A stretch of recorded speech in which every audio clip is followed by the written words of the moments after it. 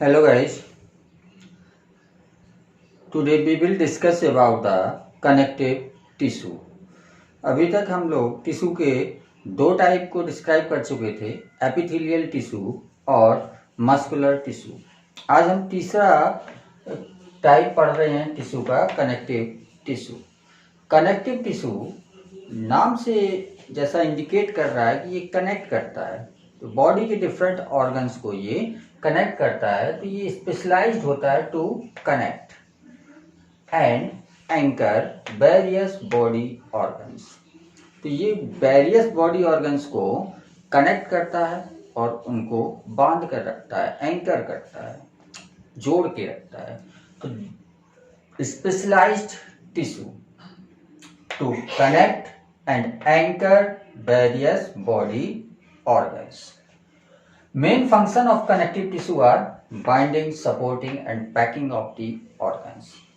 तो ये main functions जो हैं ये बाइंडिंग के, मतलब एक ऑर्गन को दूसरे ऑर्गन से जोड़ना, जैसे बोन को बोन से जोड़ना या बोन को मसल से जोड़ना, तो ये आपस में जुड़े होते हैं with the help of connective tissue. Second function है इसका सपोर्टिंग, सपोर्ट करना। ये सपोर्ट करते हैं बहुत सी जगह पर। ये क्या करते हैं, जैसे इंटरनल लाइनिंग बना लिया, एक्सटर्नल लाइनिंग बना ली और उसके बाद उनको पोजीशन में होल्ड करने, मतलब उनकी पोजीशन को फिक्स करने। जैसे आप ओवरी के स्ट्रक्चर में पढ़ेंगे कि जो ये फनेल होती है, फिम्ब्रिएटेड फनेल, इससे ओवरी को अपनी पोजीशन में, मतलब ये बाहरी सरफेस से जुड़ी हुई है और दूसरी तरफ ये जुड़ी हुई है फैलोपियन ट्यूब से। तो फैलोपियन ट्यूब और ओवरी दोनों आपस में जुड़े हुए हैं, जिसकी वजह से ओवरी को अपनी जगह पर फिक्स रहने में सपोर्ट मिलता है।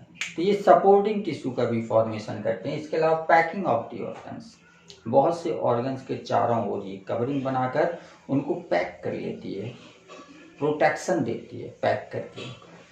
तो मेन फंक्शंस इसके हैं बाइंडिंग करना, सपोर्ट देना और पैकिंग करना डिफरेंट ऑर्गन्स को।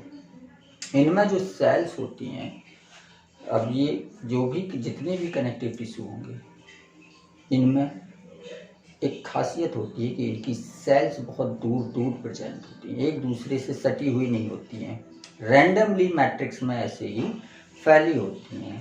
तो जो सेल्स होती हैं ये लिविंग टाइप की होती हैं, लूजली स्पेस्ड होती हैं, काफ़ी दूर दूर प्रेजेंट होती हैं। जैसे यहाँ पर बनाइए तो एक सेल ये है, दूसरी ये है, तीसरी ये, काफ़ी डिस्टेंस है इनमें सेल्स के बीच में, इसलिए ये लूजली स्पेस्ड सेल्स इनमें प्रेजेंट होती है and low in number. Cells का नंबर बहुत कम होता है। सेल्स के अगर टाइप की बात करें तो सेल्स में फाइब्रोब्लास्ट सेल्स होती हैं। ये जो फाइब्रोब्लास्ट सेल्स हैं ये फाइबर्स फॉर्मिंग सेल्स होती हैं, फाइबर्स का फॉर्मेशन करती हैं। और जो ये फाइबर्स होते हैं ये तीन तरह के होते हैं, कोलेजन फाइबर, इलास्टिन फाइबर और रेटिकुलिन फाइबर्स। कोलेजन फाइबर्स, इनको हम वाइट फाइबर्स भी बोलते हैं और ये रिजिड टाइप के होते हैं, काफ़ी रिजिड फाइबर्स होते हैं, इनकी फ्लेक्सिबिलिटी इनमें नहीं होती है, रिजिड टाइप के फाइबर्स होते हैं और जनरली ये बंडल्स में प्रेजेंट होते हैं। रिजिड होने की वजह से इनको स्ट्रेट बनाया जाता है। जब भी हम फिगर में बनाएंगे कोलेजन फाइबर्स तो इनको स्ट्रेट बनाएंगे due to its rigid nature. दूसरे तरह के फाइबर्स जो होते हैं ये इलास्टिन फाइबर्स होते हैं। इलास्टिन फाइबर्स नाम से पता चल रहा है कैसे होंगे, इलास्टिक इन नेचर होंगे, फोल्ड हो जाएंगे, मुड़ जाएंगे, फ्लेक्सिबिलिटी इनके अंदर होगी, इसीलिए इनको हम बनाते हैं इस तरह से वेवी मैनर में बनाएंगे। जहाँ भी फिगर में बनाएंगे वो वेव की तरह बनाएंगे, वेवी मैनर में इसको बनाएंगे। तो इलास्टिन फाइबर्स ये येलो फाइबर्स भी कहलाते हैं और इनमें फ्लेक्सिबिलिटी होती है, जबकि कोलेजन फाइबर्स ये रिजिड होते हैं। तीसरे तरह के फाइबर्स होते हैं रेटिकुलिन फाइबर्स। और ये रेटिकुलम फाइबर्स, इनमें जनरली ब्रांचिंग बहुत ज़्यादा होती है, ब्रांचिंग इनमें काफ़ी ज़्यादा होती है, जिसकी वजह से ये नेट लाइक स्ट्रक्चर का फॉर्मेशन करते हैं, इसलिए इनको रेटिकुलम फाइबर्स बोलते हैं। ये 3 तरह के फाइबर्स बनाती हैं फाइब्रोब्लास्ट सेल्स। दूसरा टाइप है इसका, दूसरी तरह की जो सेल्स होती हैं वो होती हैं adipose cells. Adipose word fat के लिए यूज किया जाता है और इन सेल्स की वैक्यूल्स में फैट स्टोर होता है, इसलिए इनको हम बोलते हैं एडिपोज सेल्स या फैट स्टोरेज सेल्स। इनमें जितनी भी सेल्स होंगी, इन सेल्स के मैक्सिमम पोर्शन में एक वैक्यूल प्रेजेंट होगी और उस वैक्यूल के अंदर फैट का स्टोरेज होगा, जिसकी वजह से न्यूक्लियस पेरीफेरी की तरफ आ जाएगा और साइटोप्लाज्म का अमाउंट भी इसमें बहुत कम होगा और पेरीफेरी की तरफ होगा। तो इनकी वैक्यूल्स में फैट का स्टोरेज होता है, फैट स्टोर होता है एडिपोज सेल में। तीसरी तरह की सेल्स होती हैं मैक्रोफेज। मैक्रोफेज ये ऐसी सेल्स होती हैं जो डिस्ट्रॉय करती हैं फॉरेन बॉडीज को। बाहर से कोई डस्ट पार्टिकल हमारी बॉडी में पहुंच जाए या कोई बैक्टीरिया या कोई वायरस अगर हमारी बॉडी में पहुंच जाता है, कोई भी फॉरेन मटेरियल अगर हमारी बॉडी में पहुंचता है तो ये उसको ख़त्म करते हैं। Destruction and removal of foreign bodies. चौथी तरह की सेल्स होती है मास्ट सेल। ये स्पेशलाइज्ड सिक्रीटरी सेल्स होती हैं, मतलब इनसे जो सिक्रीशन निकलेगा वो स्पेशल तरह का सिक्रीशन निकलेगा और इनसे बेसिकली 3 मटेरियल का सिक्रीशन होता है, heparin, histamine and serotonin. Heparin, histamine and serotonin. और हेपेरिन जो होता है ये एंटी कोगुलेंट होता है, बॉडी के अंदर ब्लड के कोगुलेशन को रोकता है, बॉडी के अंदर ब्लड के कोगुलेशन को रोकता है। दूसरा होता है हिस्टामिन।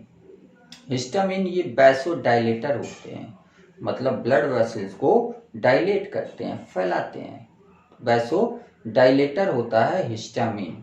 जबकि तीसरा जो होता है सीरोटोनिन, ये बिल्कुल इसका अपोजिट वर्क करेगा, ये वैसो कंस्ट्रिक्टर होगा, मतलब ब्लड वेसल्स को कॉन्स्ट्रिक्ट कराएगा। तो टिश्यू के अंदर आप लोगों ने पढ़ रखा है कि कैपिलरीज प्रेजेंट होती हैं, तो कैपिलरीज से कब टिश्यू को ज़्यादा मटेरियल चाहिए, कब कम चाहिए।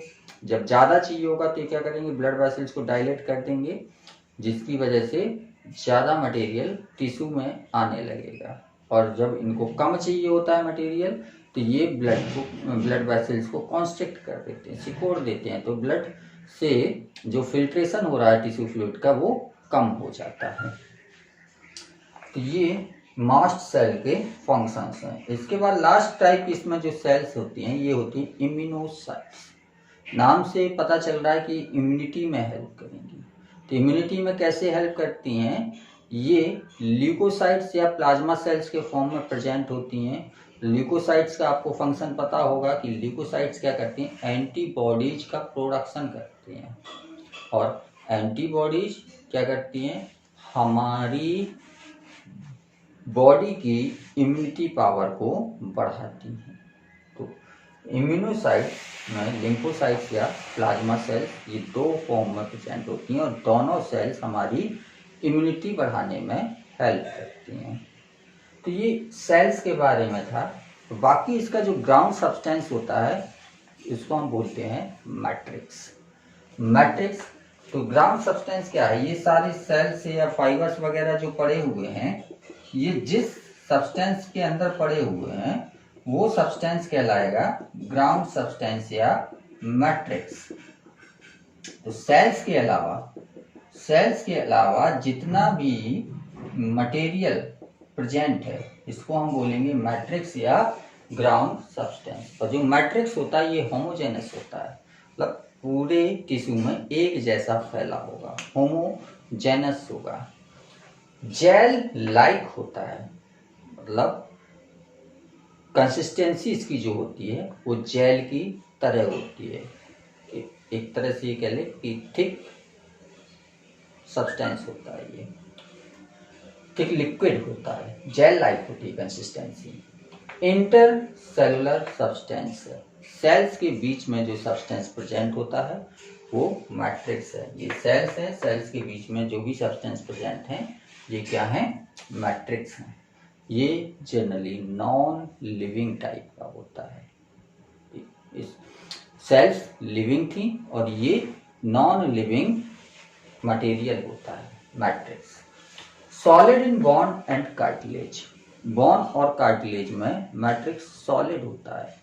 बोन और कार्टिलेज अभी आप पढ़ेंगे तो उसमें देखेंगे कि बोन में कैल्शियम सॉल्ट्स डिपॉजिट हो जाते हैं, इस ग्राउंड सब्सटेंस में कैल्शियम सॉल्ट्स डिपॉजिट हो जाएंगे, जिसकी वजह से बोन हार्ड हो जाएगी। और कार्टिलेज जो होता है उसमें कॉन्ड्राइटिन सल्फेट डिपॉजिट हो जाता है मैट्रिक्स में, जिसकी वजह से वो प्लाइबल नेचर, हार्ड तो होता है लेकिन प्लाइबल नेचर का हो जाता है। तो बोन और कार्टिलेज जो होते हैं इनका मैट्रिक्स सॉलिड होता है, जबकि ब्लड का जो मैट्रिक्स है, ब्लड का मैट्रिक्स, ये ब्लड का जो मैट्रिक्स होता है ये फ्लूइड इन नेचर होता है। फ्लूइड इन नेचर, जो प्लाज्मा है वो मैट्रिक्स ही है, तो प्लाज्मा कैसा है, फ्लूइड इन नेचर होता है। और बाकी मैट्रिक्स में फाइबर्स प्रेजेंट होते हैं, और आप पढ़ चुके हैं कि कोलेजन, इलास्टिन और रेटिकुलम, 3 तरह के फाइबर्स इनके मैट्रिक्स में प्रेजेंट होते हैं। तो this is a general idea of the connective tissue. अब कनेक्टिव टिश्यू के हम टाइप्स की बात करें तो connective tissue are of 5 types: loose और areolar connective tissue, dense regular connective tissue, adipose tissue, skeletal tissue और फ्लूइड कनेक्टिव टिश्यू। तो बेसिक इंग्रेडिएंट तो लगभग इनमें ही यही होगा जो हमने ब्रॉड में पढ़ा रखा है। इन्हीं में से कुछ चीज़ें किसी में कम होगी, कुछ चीज़ें किसी में ज़्यादा होंगी, और उसके हिसाब से इनके टाइप और फंक्शंस चेंज हो जाते हैं। तो पहला टाइप हम देखें, लूज और एरियोलर कनेक्टिव टिश्यू। लूज और एरियोलर कनेक्टिव टिश्यू, इनमें जो फाइबर्स होते हैं ये व्हाइट कोलेजन फाइबर्स और येलो इलास्टिक फाइबर्स होते हैं। तो 2 ही तरह के फाइबर्स होते हैं इसमें, रेटिकुलिन फाइबर्स इनमें एब्सेंट होते हैं। और व्हाइट कोलेजन फाइबर्स जो होते हैं, कोलेजन फाइबर्स की एक खासियत होती है कि अगर इसको बॉइलिंग वाटर में रखा जाता है कोलेजन फाइबर्स को, तो ये क्या करते हैं, जिलेटिन का फॉर्मेशन करते हैं, जिलेटिन का फॉर्मेशन करते हैं इनटू बॉइलिंग वाटर। तो फाइबर्स इसके मैट्रिक्स में 2 तरह के हो गए, व्हाइट कोलेजन फाइबर्स और येलो इलास्टिक फाइबर्स। तीसरी तरह के रेटिकुलन फाइबर्स इनमें एब्सेंट। सेल्स की बात करें तो जितने टाइप की ये सेल्स पढ़ी हैं, 5 टाइप की सेल्स इनमें प्रेजेंट होती है, मतलब fibroblast, adipose cells, macrophage, mast cell और इम्यूनोसाइट्स, ये हर तरह की सेल्स इसमें प्रेजेंट होंगी। फाइब्रोब्लास्ट, ये जो इरेगुलर टाइप की सेल्स बनी हुई है ये फाइब्रोब्लास्ट सेल्स हैं। फाइब्रोब्लास्ट जो क्या करेंगी, कोलेजन फाइबर्स और इलास्टिन फाइबर्स का, ये स्ट्रेट वाले कोलेजन फाइबर्स हैं और बेबी जो है ये इलास्टिन फाइबर्स हैं। तो कोलेजन फाइबर्स और इलास्टिन फाइबर्स का फॉर्मेशन करेंगे। दूसरी तरह की सेल्स हैं एडिपोज सेल्स। तो ये जो सेल्स बनी हैं जिनमें ये बीच में वैक्यूल दिखाई गई हैं, ये वैक्यूल्स फैट स्टोरिंग सेल्स का, इन वैक्यूल्स में फैट का स्टोर है, और ये एडिपोज सेल कहलाएंगे या फैट स्टोरिंग सेल्स कहलाएंगे। तीसरी होंगी मैक्रोफेज, ये कुछ लार्जर सेल्स होती हैं, बड़े साइज की सेल्स होती हैं, जो आपको बताया था कि फॉरेन पार्टिकल्स या फॉरेन बॉडीज को खत्म करने का काम करती हैं।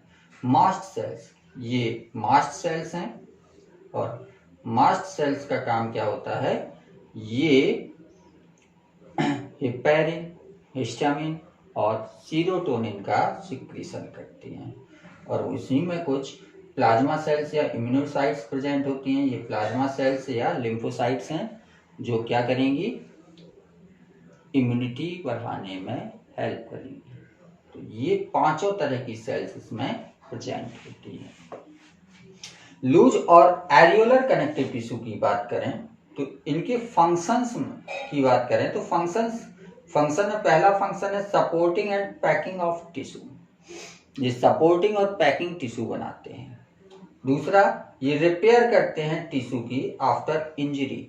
अगर कहीं पर चोट लग जाती है तो वहां पर सबसे पहले यही टिश्यू उनको रिपेयर करने में हेल्प करता है।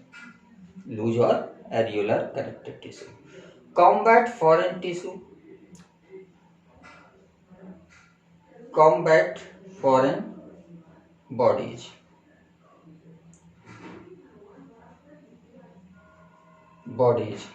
ये फॉरेन बॉडीज को खत्म करने का काम करता है। क्यों? इनमें मैक्रोफेज प्रेजेंट होते हैं।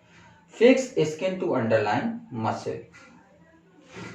स्किन और मसल्स के बीच में ये लूज और एरियोलर कनेक्टिव टिश्यू होता है जो कि जोड़ता है स्किन को कनेक्टिव टिश्यू से। तो ये इसके बेसिक फंक्शंस होते हैं। बाकी के चार कनेक्टिव टिश्यू हम चार टाइप इस कनेक्टिव टिश्यू के हम पढ़ेंगे नेक्स्ट टर्न पर। Thank you.